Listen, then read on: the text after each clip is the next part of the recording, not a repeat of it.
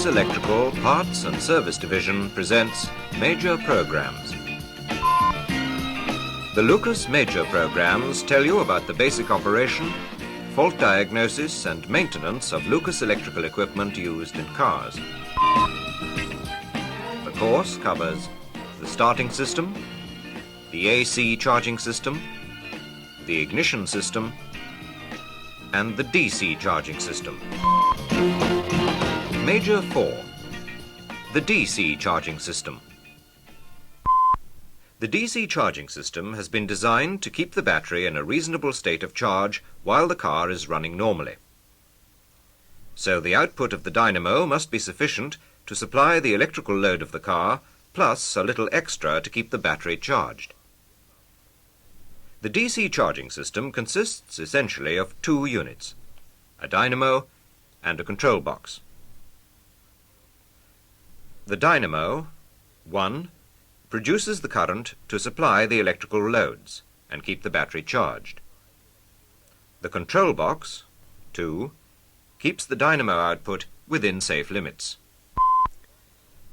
This sectioned view enables us to see inside the dynamo.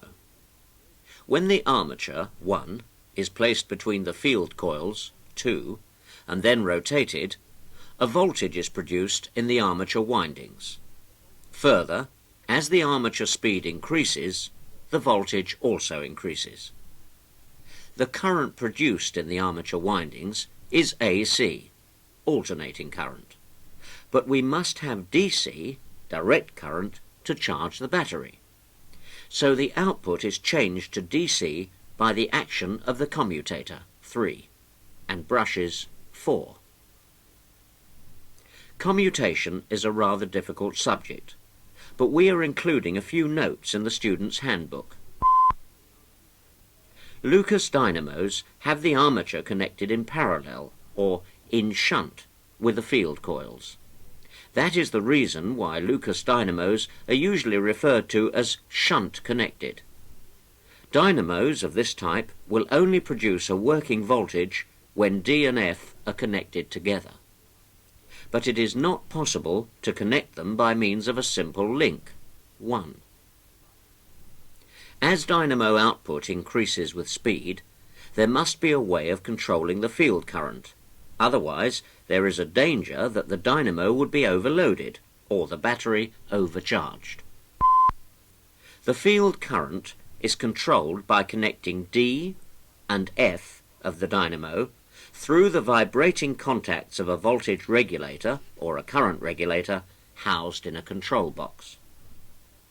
When the regulator contacts, 1, are closed, D and F are shorted together. The field circuit is, therefore, completed. So the dynamo output rises. However, when the regulator contacts open, D and F are no longer connected. So the dynamo field circuit is broken and the dynamo output falls. The contacts open and close very rapidly, usually about 60 times a second, so that the dynamo output is controlled with great accuracy. We have included a few notes in the student's handbook explaining the electromagnetic operation of the windings on the bobbin. Also included is a brief explanation of the functions of the various resistors built into a control box. There are a number of control boxes which have vibrating contacts. First, there are the 2 bobbin types, and we shall be restricting our attention to model RB106. It is used in a system called Compensated Voltage Control. The Cutout 1 disconnects the dynamo from the battery when dynamo voltage is less than battery voltage. By doing so, it prevents the battery from discharging through the armature windings. The voltage regulator, 2, prevents the dynamo voltage from rising excessively. As the battery becomes charged, the dynamo output is gradually reduced until it is only about 2 amps. You will notice that the RB106 has 5 terminals: A1, A, F, D, and E. These are connected into the charging circuit as follows.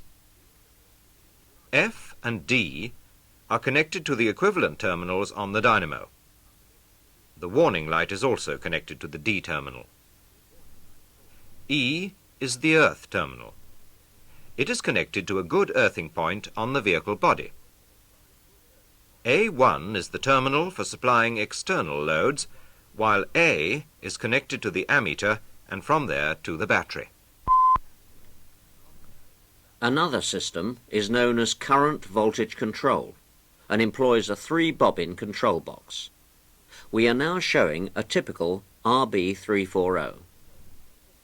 Like the RB106, it includes a cutout, 1, and a voltage regulator, 2, but it has an extra bobbin, the current regulator, 3. The cutout acts just as it does on the RB106. When dynamo voltage has risen sufficiently, the cutout contacts close. As the dynamo reaches its rated output, the current regulator comes into operation. But as the battery voltage rises to a certain point, the voltage regulator takes over. Dynamo output is gradually reduced as the battery becomes charged, until finally there is only 1 to 2 amps flowing into the battery.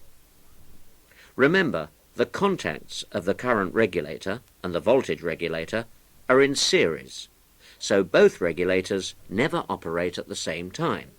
However, they may alternate in the changeover period.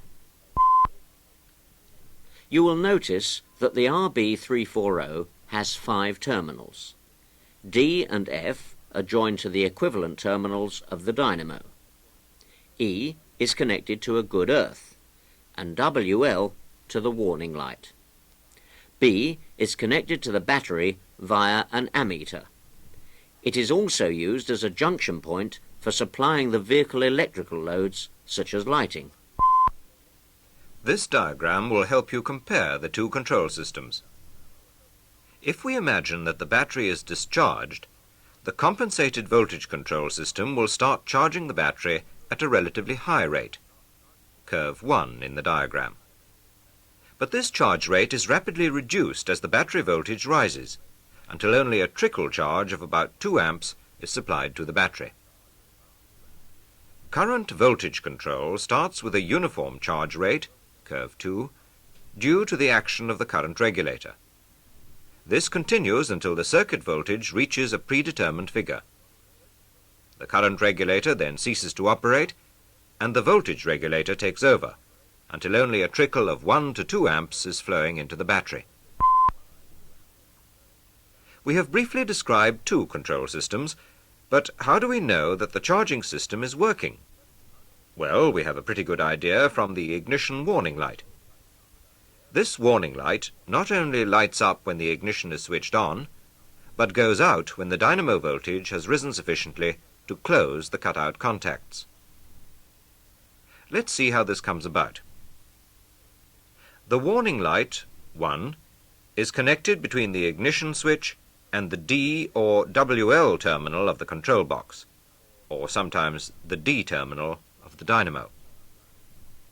When the ignition is switched on, and the engine is stationary, one side of the bulb is supplied with battery voltage, while the other side is connected to earth via the dynamo armature and brush gear.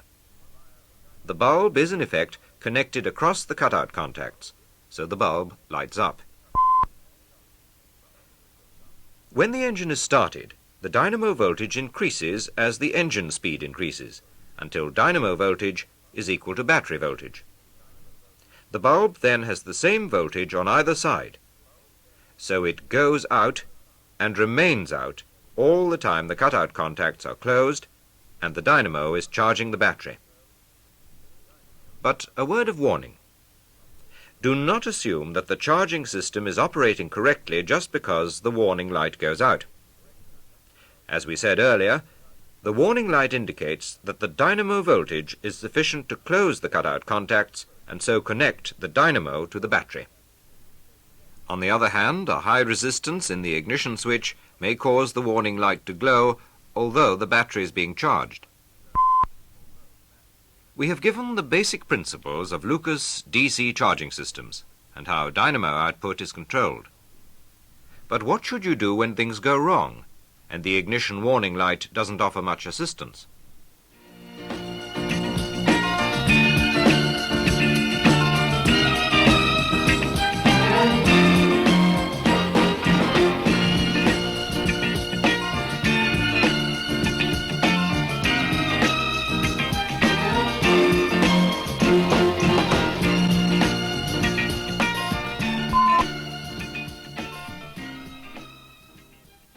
When you are trying to locate the cause of charging failure, it is essential to adopt a step-by-step procedure and go through it carefully and methodically.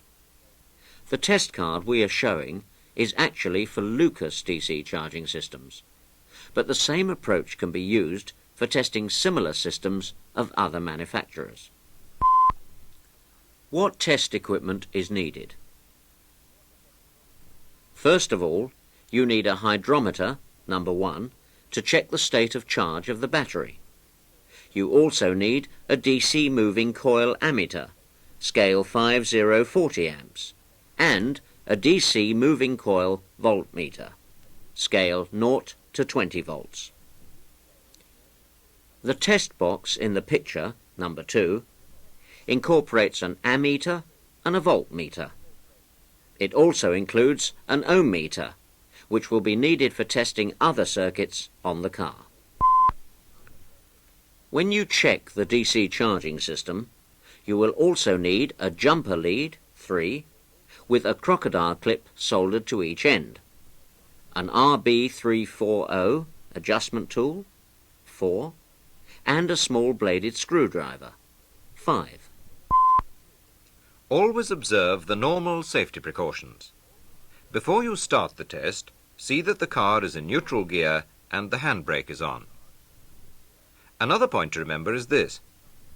If during the tests you make any adjustments or replace any units, check whether the charging system is operating satisfactorily, because you may have solved your problem and you may not wish to go through the complete test procedure. What is the first thing to check? Since the battery is an important part of the charging system, it makes sense to look at that first. If it's discharged or unserviceable, it will affect the other tests and give misleading results. Test 1, then, is checking whether the battery is sufficiently charged. Insert the hydrometer into the battery and draw some electrolyte into the tube. By looking at the scale on the float, you'll obtain a good idea of the battery's state of charge. Check all cells. If the battery is at least 70% charged, you can continue with the test procedure. If the battery is less than 70% charged, you should remove it from the car and have it recharged. Alternatively, you can temporarily replace the battery with a similar one, fully charged, to continue the tests without delay. Then check that the battery connections are clean and tight, and remove any deposit from the battery terminals. Don't forget that dirty or loose connections will result in a reduced charge rate. Then check that the drive belt is correctly tensioned. Test 2. This is important, for if the belt is too slack, the dynamo won't charge the battery. On the other hand, if it's too tight, the dynamo bearing will probably be damaged. Check the belt tension by gently pressing it on the longest run between 2 pulleys. If it moves about 1/4 of an inch, that's about 6 millimeters, the belt tension is okay, and you can go on to test 3. But if the belt is too tight or too slack, it must be adjusted. While checking the belt tension, also check its condition. If it is worn or oily, replace it. Further information on drive belts can be found in the student's handbook. Next, visually check the connections at both the dynamo and the control box. Test 3. Ensure that all leads are in position and that the connections are clean and tight. Any which are dirty or loose should be rectified. But if after checking the connections the charging system still does not operate correctly, it will be necessary to go on to test 4. We will now check the voltage at the D lead of the control box. Test 4. This test is applicable to both 2-bobbin and 3-bobbin systems. Disconnect the lead from the D terminal of the control box and connect a voltmeter between the end of the lead and a good earth point on the vehicle. Then get someone to start the car and run the engine up to approximately 1500 revs per minute. Meanwhile, keep your eye on the voltmeter.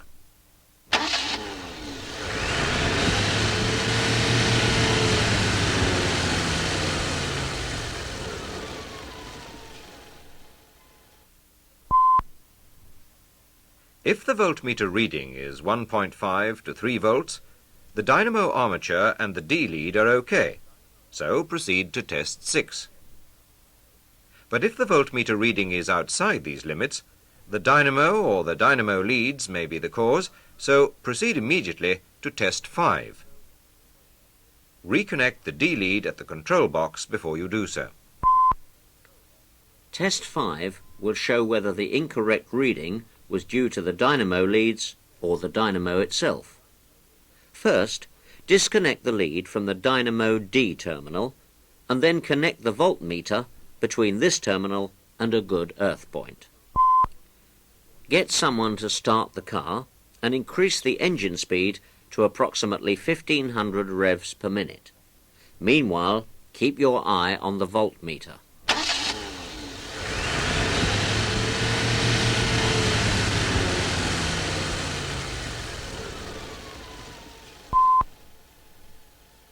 If the voltmeter reading is 1.5 to 3 volts, it proves that the armature circuit of the dynamo is OK.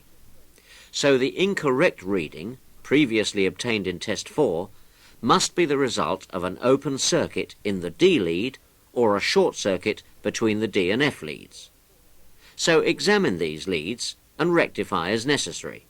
You should then proceed to test 6 and check the dynamo field circuit. Of course, if the voltage at the dynamo D terminal is still outside the limits, the dynamo is probably faulty, so remove it for detailed inspection by a Lucas service agent. Before reconnecting a repaired or a replacement dynamo, ensure it is polarized correctly to suit the car electrical system. Further details are included in the student's handbook. We are now ready to check the dynamo field circuit.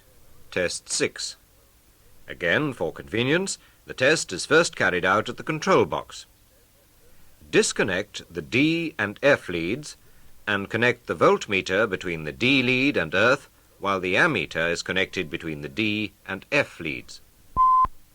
Get someone to start the engine and increase the engine speed slowly. At the same time, look at the ammeter and the voltmeter.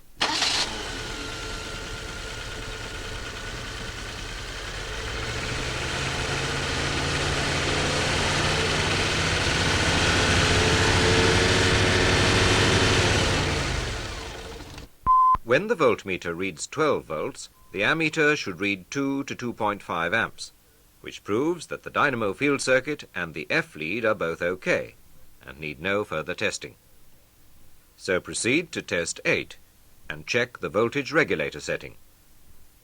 But if the ammeter reading is outside these limits, repeat the test at the dynamo to ascertain whether the F lead or the dynamo is the cause of failure. So you should proceed immediately to test 7. Don't forget to reconnect the D and F leads at the control box. We are now checking the field circuit at the dynamo. Test 7. Disconnect the D and F leads at the dynamo and connect the voltmeter between the dynamo D terminal and a good earth point on the vehicle. Then connect the ammeter between the D and F terminals. Start the engine and slowly increase the engine speed. When the voltmeter indicates 12 volts, check the ammeter reading.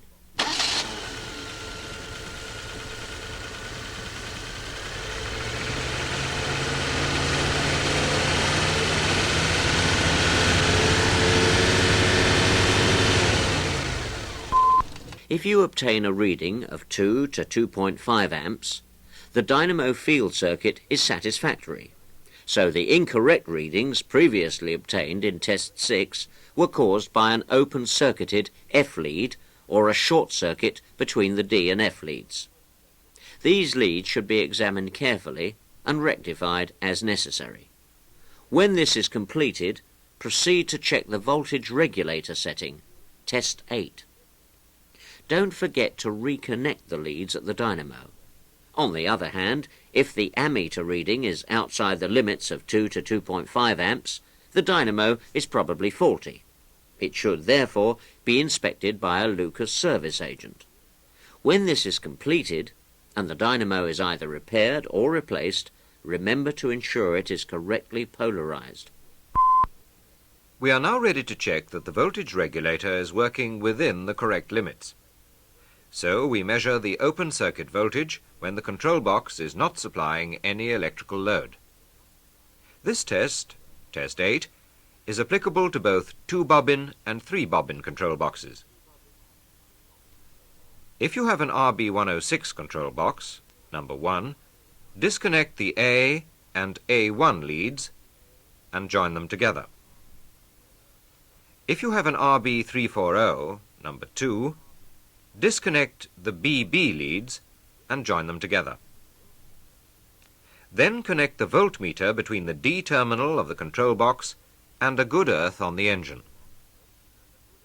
In order to attach the voltmeter lead to the D terminal, you may have to pull back the existing lead slightly to expose the terminal. But don't take the lead off the D terminal. Then start the engine and increase its speed to about 3,000 revs per minute, and carefully note the voltmeter reading. This will depend on the type of control box used.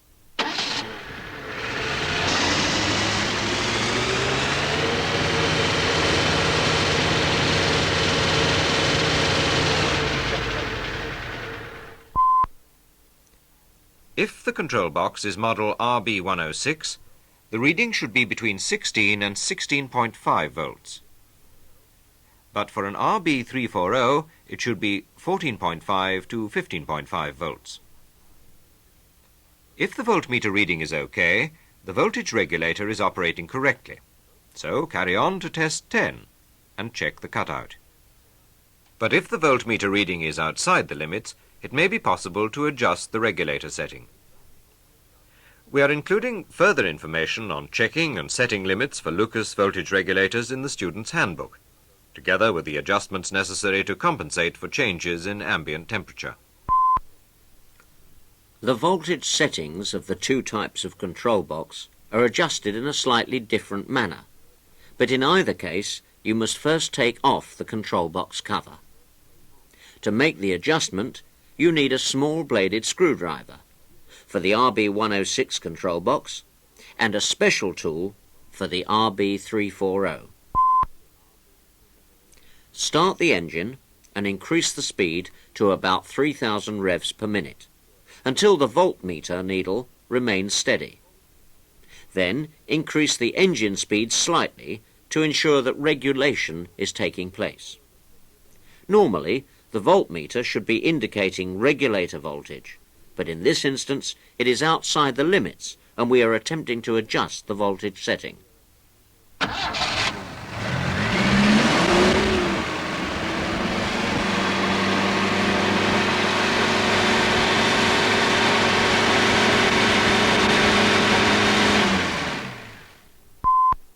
First, let us consider the RB106 control box.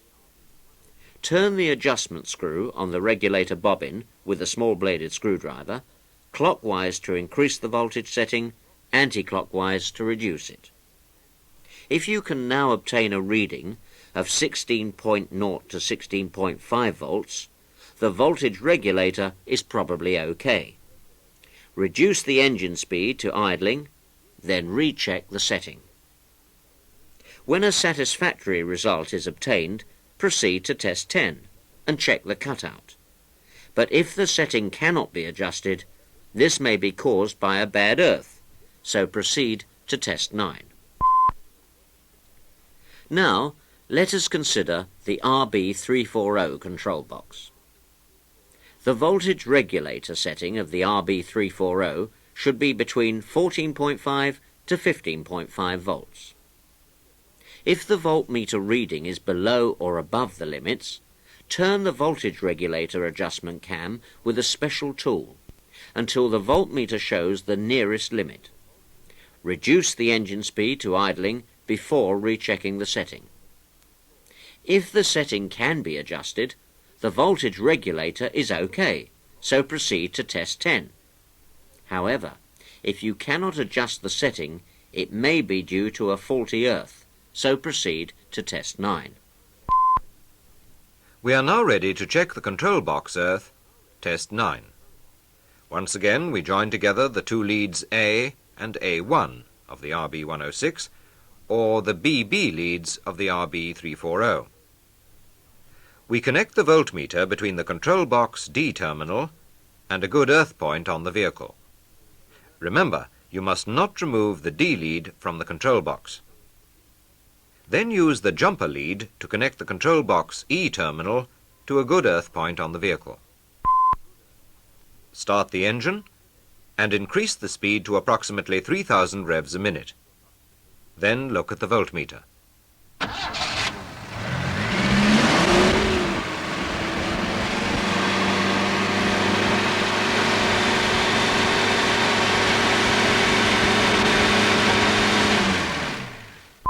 If the voltmeter shows the correct voltage regulator setting for the type of control box under test, the original earth connection was unsatisfactory, so it should be cleaned or remade as necessary. Then repeat test 8 to recheck the open circuit voltage to see whether the fault has now been rectified. But if the voltmeter reading is still outside the prescribed limits and cannot be adjusted, the control box is faulty and should be replaced. Next, we check the cutting-in voltage, test 10. In other words, we ascertain whether the cutout is OK. Once again, the voltmeter is connected between the control box D terminal and earth. The ammeter is connected between the linked A and A1 leads and the A terminal for an RB106 control box, or between the linked BB leads and the B terminal for an RB340 control box. For this test, we require an electrical load on the charging system, so we switch on the headlamps. Then start the engine and slowly increase the speed, while watching the voltmeter reading.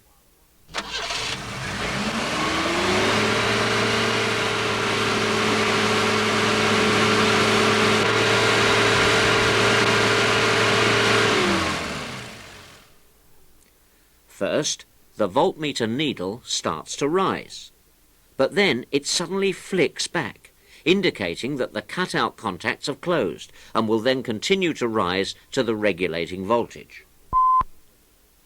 If the voltmeter needle flicks back within the limits 12.7 to 13.3 volts, the cutting-in voltage is OK, so you should carry on to test 11, reverse current. The ammeter should indicate a charge when the cutout contacts close. If the voltmeter needle flicks back outside these limits, you should try to adjust the cutting-in voltage.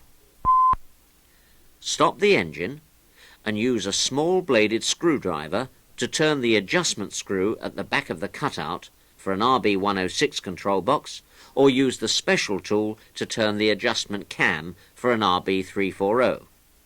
Recheck the setting after making an adjustment. However, if it is not possible to adjust the cutout setting, the control box is faulty and should be replaced. Now we are checking the cutout reverse current, test 11. As in the previous test, the ammeter is connected between the linked A and A1 leads and the A terminal of the RB106 control box, or between the linked BB leads and the B terminal of the RB340 control box. We don't need the voltmeter in this test, and the headlamps should be switched off. Start the car and run the engine up to charging speed, about 3000 revs per minute. Then slowly reduce the speed. At the same time, watch the ammeter needle.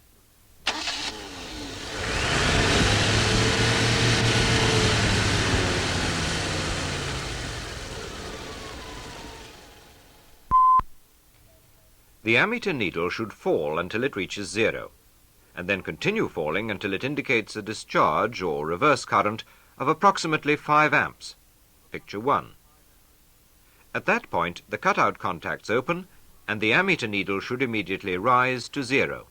Picture 2. If the reverse current is OK, you should continue with the test procedure, but if it is too high, replace the control box or remove it for a detailed inspection by a Lucas service agent. Test 12 is checking the current regulator setting and is only required if we were checking a current voltage control box, such as the RB340. The current regulator setting must be the same as the maximum output of the dynamo it is used with in service. We have included a list of control boxes with their nominal settings and associated dynamos in the student's handbook. During this test, the dynamo must develop its maximum output, regardless of the state of battery charge. Immobilize the voltage regulator by connecting a clip across the contacts. Then remove leads B, B from the control box and link them together. Connect the ammeter between these leads and the B terminal on the control box. Then start the engine and run up to charging speed, about 3000 revs per minute.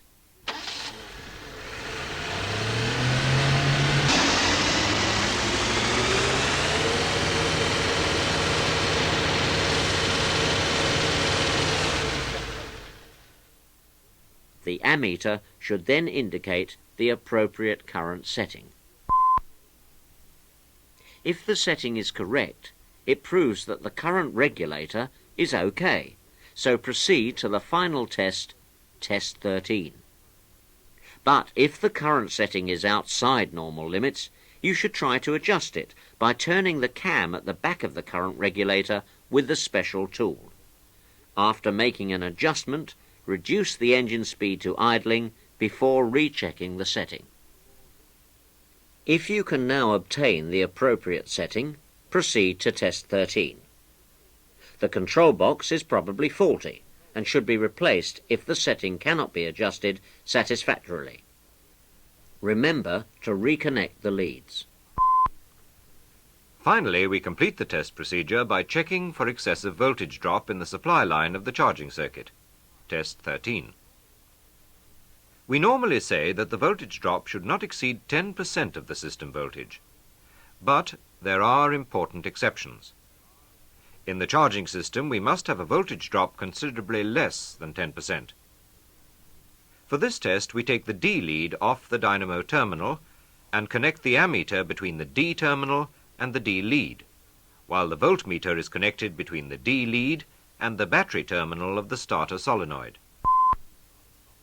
Start the engine and slowly increase the speed. At the same time, watch the voltmeter and ammeter.